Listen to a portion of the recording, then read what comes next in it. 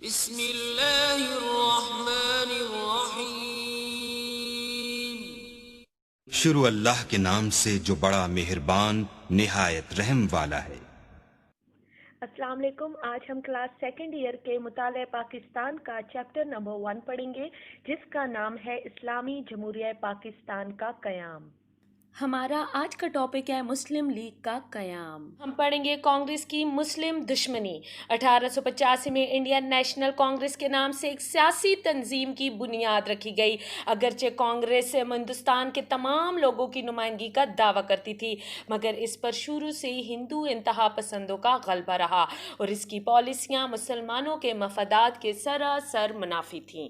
متحدہ ہندوستان میں جب بھی حقوق کے تحفظ کی بات ہوتی ہے تو کانگریس اور ہندو رہنما مسلمانوں کے حقوق کو نظر انداز کر کے صرف اپنے مفادات اور حقوق کا تحفظ کرتے۔ اس وجہ سے بھی مسلمانوں نے ایک سیاسی جدوجہد شروع کی جس کا مقصد انگریزوں اور ہندوؤں کے مقابلے میں اپنے مفادات اور حقوق کا تحفظ کرنا تھا۔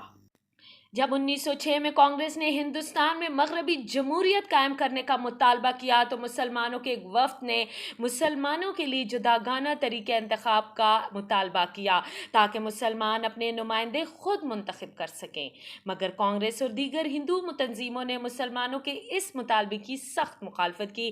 ان سب وجوہات کی بنا پر مسلمانوں کو احساس ہوا کہ ہندو اور کانگریس جماعت کبھی بھی مسلمانوں کا ساتھ نہیں دیں گے، اس لیے ضرورت تھی کہ مسلمانوں کی علیحدہ نمائندہ جماعت ہو جو مسلمانوں کے حقوق کا تحفظ کرے۔ اس مقصد کے تحت مسلم لیگ کا قیام عمل میں لایا گیا۔ ستمبر 1906 میں مومڈن ایجوکیشنل کانفرنس کا اجلاس ڈھاکہ میں منعقد ہوا۔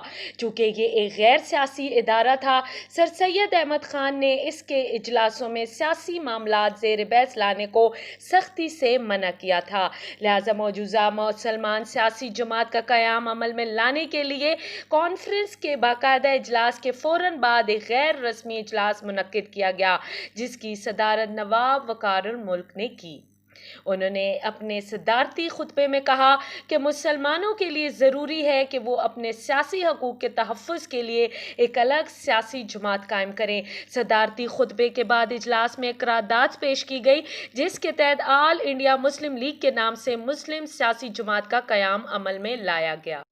اور یوں 1906 میں مسلم لیگ کا قیام عمل میں لایا گیا جس کا پہلا اجلاس نواب وقار الملک کی صدارت میں ڈھاکہ میں ہوا اور باقاعدہ طور پر جس کے پہلے صدر سر آغا خان منتخب کیے گئے اور اس کا مرکزی دفتر علی گڑھ میں بنایا گیا۔ مسلم لیگ کی بنیادی مقاصد کچھ اس طرح سے ہیں کہ مسلمانوں میں انگریز حکمرانوں کے ساتھ وفاداری کے جذبات کو فروغ دینا تھا اور ان میں حکومت کے اقدامات اور ارادوں کے متعلق غلط فہمیوں کو دور کرنا تھا، مسلمانوں کے سیاسی اور دیگر حقوق کا تحفظ بھی کرنا تھا اور ان کی خواہشات اور مطالبات کو مناسب انداز سے حکومت برطانیہ کے سامنے پیش بھی کرنا تھا۔ سر سلطان محمد آغا خان کو مسلم لیگ کا صدر اور نواب محسن الملک اور نواب وقار الملک کو مشترکہ طور پر جوائنٹ سیکرٹری مقرر کیا گیا۔